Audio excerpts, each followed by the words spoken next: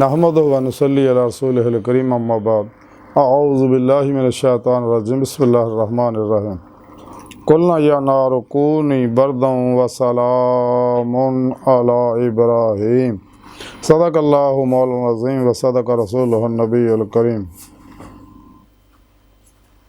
सदक़ल्लाहु मौलाना अज़ीम व सदक़ रसूलुहुन नबियुल करीम ला इलाहा इल्लल्लाहु मुहम्मदुर रसूलुल्लाह कुर्रतैन बिका या रसूलल्लाह सल्लल्लाहु अलैहि वसल्लम लब्बैक ग़ज़वा हिंद लब्बैक लब्बैक या गौसे आज़म लब्बैक लब्बैक या रसूलल्लाह लब्बैक लब्बैक अल्लाहुम्मा लब्बैक अज़लतु लैक अब तक अल्लाह सोने दी बेहद हम्द व सना अल्लाह के प्यारे हबीब ते बेशुमार दरूद व सलाम तो बाद काबिल सादे तरह मुअज़्ज़ज़ सामईन अज दे दरसे तसव्वुफ़ दे अंदर हज़रत इब्राहीम अलैहिस्सलाम नूं अग विच सिੱਟਣ दा जिक्र करांगे। कुरान करीम दी सूरह अंबिया दी 69वीं आयत पाक जिहड़ी मैनूं तलावत करना तुहानूं सुणन दा शरफ हासिल है। सोहणे रब ने फरमाया इस आयत पाक दे अंदर और असी क्या अग नूं क्या अग इब्राहीम दे उत्ते ठंडी और सलामती वाली हो जा। कुरान पाक दे इस पाक के अंदर अल्लाह रब्बुल इज़्ज़त ने जिहड़ा अग दे ठंडे होने का जिक्र किया, इहदा पसे मंजर कुछ इंज है कि हक में वक्त ने जो हज़रत इब्राहीम अलैहिस्सलाम नूं अग विच सिੱਟਣ का प्रोग्राम बनाया, चूँकि आप दावत तौहीद दंदे सके तो मुशरक काफर जिहड़े आप दे खिलाफ हो गए, मुनाफिक जिहड़े आ वो भी उन्हां नाल रल गए, वो सारे हज़रत इब्राहीम अलैहिस्सलाम के खिलाफ हो गए कि सानू दावत तौहीद दंदे बुतां दी पूजा तो शिरक तो रोकदे आ, नफ्स परस्ती तो रोकदे आ। हत्ता कि बादशाह ने हाकिम वक्त ने आप नूं अग दे विच सिੱਟਣ का प्रोग्राम बनाया, बहुत ज़बरदस्त अग बाली और आप नूं मंजीक च रख के अग विच सिੱਟਣ का प्रोग्राम जिदा बना लिया। आप नूं मंजीक जिस रखिया तो हज़रत इब्राहीम हज़रत जिब्राईल अलैहिस्सलाम ने जो मंजर देखिया तो रो पाए, अल्लाह के हजूर सजदा रेज़ हो के दुआ की कि अल्लाह सुनिया देखो एक काफर मुशरक जिहड़े तेरे खलील दे नाल जुल्म कर रहे हैं किवें अग सिੱਟ रहे हैं, अगर इजाज़त दिओ तो मैं उन्हां दी मदद करां। रब सोने फरमाया क्या प्यारे जिब्राइल ठीक है अगर तू चाहना देख ला तू भी।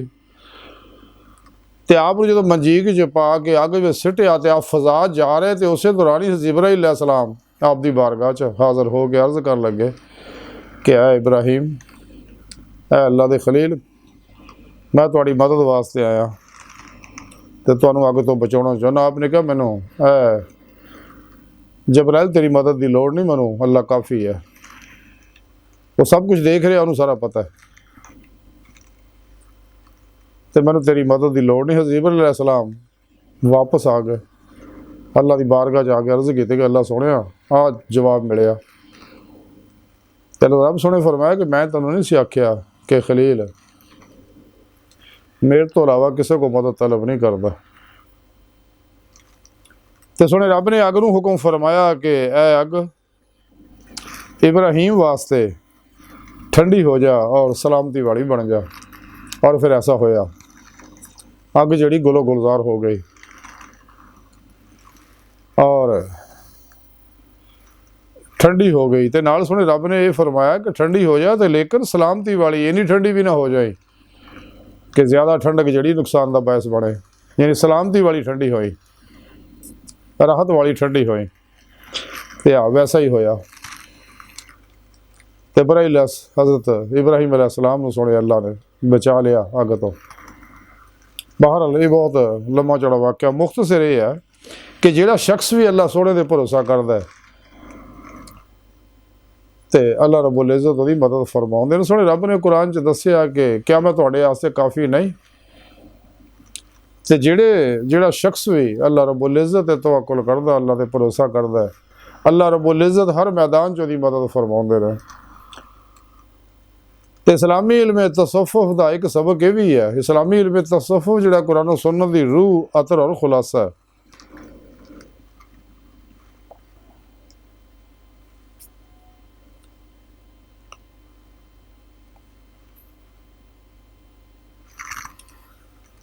और इस्लामी इल्म तसव्वुफ दी रूह अतर और खुलासा जड़ा वो दीदार इलाही है, जिहदा जिक्र सुने रब ने कुरान च जगह जगह फरमाया, लिखा अल्लाह।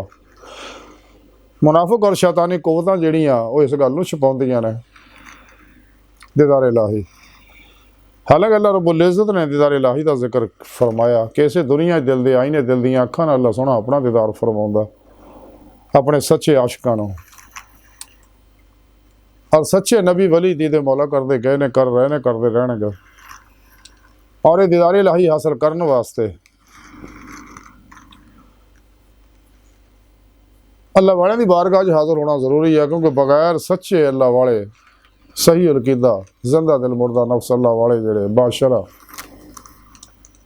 उन्हां दी मदद ना, पीरो पेशवा की मदद नाल और अल्लाह के प्यारे हबीब सल्लल्लाहु अलैहि वसल्लम की निगाह दवा तवज्जो और रूहानी मदद नाल ही इंसान हजूरी खुदा च पहुँच के दीदे मौला की नेमत हासिल कर सकता है। तो इस वास्ते अल्लाह सोहने ने अपने प्यारे हबीब सल्लल्लाहु अलैहि वसल्लम नूं तमाम इख्तियारात देते, तमाम खजाने चाबियाँ अता फरमातियाँ, अपने खजाने ते आपनूं कासम बनाता क्या हबीब सोहना जिन्होंने जो चाहो अता फरमाओ। आप दे सब तो पहला सोने रब ने आप दा नूर पैदा फरमाया, जैसा कि कुरान सुन्नत तो साबित है। और आप दे नूर तो ही ज़ाहिर बातन और सब कुछ जो कुछ भी कायनात च सब नूं पैदा फरमाया, सब अल्लाह के प्यारे हबीब सल्लल्लाहु अलैहि वसल्लम दे नूर दे अक्स दर अक्स अक्सी ज़हूरात है। इस वास्ते कायनात की हर लहर च आप हाज़िर नाज़र ने और अपने नूरी वजूद ना मदीना पाक च तख्ते ख़त्म नबूवत बैठे ताज हबीबुल्लाह सजाए बहुकम इलाही पूरी कायनात हुक्मरानी फरमा रहे हैं आप सल्लल्लाहु अलैहि वसल्लम। और अल्लाह सोना हर वेले बड़ी मुहब्बत भरी निगाह सब की तरफ बिलखसूस इंसानों की जन्नत की तरफ देख रहे हैं, ताकि मासवा अल्लाह तो निकल के सच्चे दिलों ईमान ले और तौबा नसूह कर और मेरी बारगाह तक रसाई हासिल कर। अल्लाह पाक ये चाहते कि तमाम शैतानी निज़ाम दस्तूर मंशूरा तो मुँह मोड़ के कुरान सुन्नत को मजबूती ना पढ़ना और कुरान सुन्नत की रूह के मुताबिक अमल करना, जिमें कि अल्लाह वाले करते गए ने, साढ़े प्यारे नबी सल्लल्लाहु अलैहि वसल्लम करते गए, सहाबा कराम अहले बैत करते गए ने।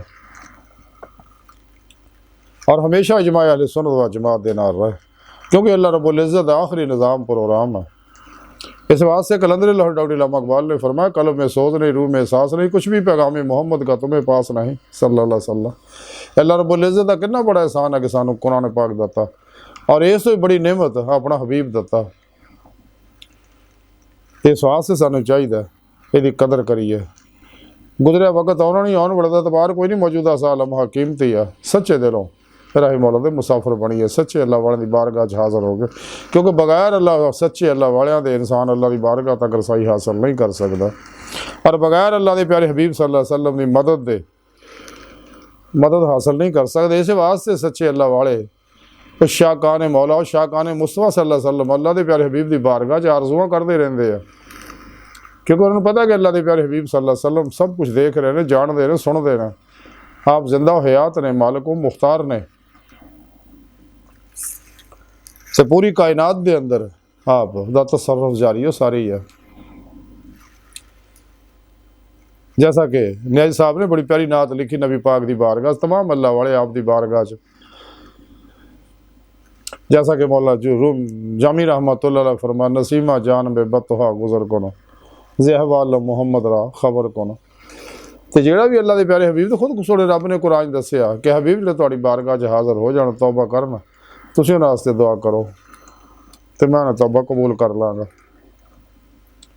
तो अल्लाह के प्यारे हबीब सल्लल्लाहु अलैहि वसल्लम की बारगाह जिन्हें भी दरखास्त दी सच्चे दिलों तो कबूल हो जाती, आप वो मदद फरमाते और अल्लाह की बारगाह तक पहुँचाते। जैसा कि न्याज साहब ने नात बड़ी प्यारी लिखी है, आप सल्लल्लाहु अलैहि वसल्लम तरफ मतवज्जो हो गए कि आखी सोने नू आए नहीं जे तेरा गुजर होवे, मैं मर के भी नहीं मरदा जे तेरी नज़र होवे, दम दम नाल जिक्र करा मैं तेरिया शाना दा, तेरे नाम तो वार दियाँ जिन्नी मेरी उम्र होवे।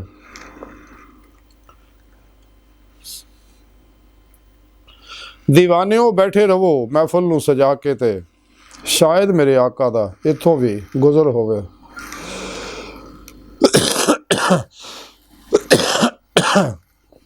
ਉਹ ਕੈਸੀਆਂ ਘੜੀਆਂ ਸਨ, ਮਹਿਮਾਨ ਸਾ ਸੋਹਣੇ ਦਾ, ਦਿਲ ਫੇਰ ਵੀ ਕਰਦਾ ਏ ਤੈਬਾ ਦਾ ਸਫ਼ਰ ਹੋਵੇ। ਜੇ ਜੀਵਨ ਦਾ ਚਾਅ ਰੱਖਣਾ ਏ ਤੂੰ ਰਾਹੀਆ ਮਦੀਨੇ ਦਿਆ ਸੋਹਣੇ ਦੇ ਦਵਾਰੇ ਤੇ ਮਰ ਜਾਵੀਂ ਜੇ ਮਰ ਹੋਵੇ। ਕਿਉਂ ਫਿਕਰ ਕਰਾਂ ਯਾਰਾ ਮਾਸਾ ਵੀ ਅਗੇਰੇ ਦਾ, ਉਹਨੂੰ ਸੱਤੇ ਹੀ ਖੈਰਾ ਨੇ ਜਿਹਦਾ ਸਾਈਂ ਮਗਰ ਹੋਵੇ। ਇਹ ਦਿਲ ਵਿੱਚ ਨਿਆਜ਼ੀ ਦੇ ਇੱਕ ਆਸ ਚਰੋਕਣੀ ਹੈ, ਸੋਹਣੇ ਦੇ ਸ਼ਹਿਰ ਅੰਦਰ ਮੇਰੀ ਵੀ ਕਬਰ ਹੋਵੇ। ਸੱਚੇ ਉਸ਼ਾਕਾਨ ਮੁਸਤਫਾ ਸੱਲੱਲਾਹੁ अलैहि वसल्लम ਇਸੇ ਵਾਸਤੇ ਅੱਲਾ ਦੇ ਪਿਆਰੇ ਨਬੀ ਸੱਲੱਲਾਹੁ अलैहि वसल्लम ਦੀ ਬਾਰਗਾਹ 'ਚ ਆਪਣੀਆਂ ਦਰਖਾਸਤਾਂ ਪੇਸ਼ ਕਰਦੇ ਰਹੇ ਔਰ ਕਬੂਲ ਹੁੰਦੀਆਂ। ਜਿਹੜਾ ਵੀ ਸੱਚੇ ਦਿਲੋਂ ਆਪ सल्लल्लाहु अलैहि वसल्लम ਦੀ ਬਾਰਗਾਹ 'ਚ ਦਰਖਾਸਤ ਦਿੰਦਾ और आपको मदद मंगता, आप अज भी वही मदद फरमाते, आप जिंदा हयात ने। तो सुमार्ज कर रहा सगा कि जेड़ा भी अल्लाह रब्बुल इज़्ज़त तवक्कुल रखता सच्चे दिलों और सच्चे अल्लाह वाले दी बारगाह च हाज़िर हुंदा और अल्लाह के प्यारे हबीब सल्लल्लाहु अलैहि वसल्लम की बारगाह च हाज़िर हुंदा आप दी इत्तबा के जरिए, दुरूद पाक के जरिए, आप दी मुहब्बत के जरिए। तो आप सल्लल्लाहु अलैहि वसल्लम भी उसकी मदद फरमाते हैं। तो जोड़ा भी अल्लाह रब्बुल इज़्ज़त तवक्कुल रखता अल्लाह रब्बुल इज़्ज़त उसकी हर मैदान च मदद फरमाते हैं। इस वास्ते सानूं चाहिए कि हमेशा अल्लाह रब्बुल इज़्ज़त ही तवक्कुल करिए, मासवा अल्लाह तो नफशातां दुनिया के पुजारियां तो और खलकी असबाब और बाब तो अपने भरोसे ख़त्म कर दईए। अपनियां तमाम तर उम्मीदां आरज़ूआं तमन्नावां दा मरकज़ महवर फ़कत अल्लाह की ज़ात सोने अल्लाह सोने की ज़ात नूं बना लीए और कुरान सुन्नत की ज़रूरत के मुताबिक अमल करिए। पीरो पेशवा के ज़ेरे निगरानी कुरान सुन्नत की रोशनी जो सफ़र करिए ताकि अल्लाह की बारगाह तक रसाई हो जाए। जिहड़ा साडा मकसद हयात है, जिस मकसद वास्ते अल्लाह सोने इंसान नूं पैदा किया, तो अल्लाह सोने की बारगाह दिल की गहराइयां जो दुआ आया कि अल्लाह सोने अस तां बड़े हकीर पर तकसीर माड़े कमज़ोर कम माजिज़ मस्कीन बेसहारा इंसान आ। साहिब पीरो पेशवा दे तेरे प्यारे हबीब सल्लल्लाहु अलैहि वसल्लम दे तेरी सोहनी पाक ज़ात दे साडा कोई सहारा नहीं। सानू दुनिया कब्र और आखिरत सारा ताब फरमाए, हर मैदान साड़ी मदद फरमाए, अपने दामी दीदार दी नेमत उज़्मा दौलत कुबरा अता फरमाए। अल्लाह बस बाकी सब हवस है वमा अलैना इल्लल बलागुल मुबीन।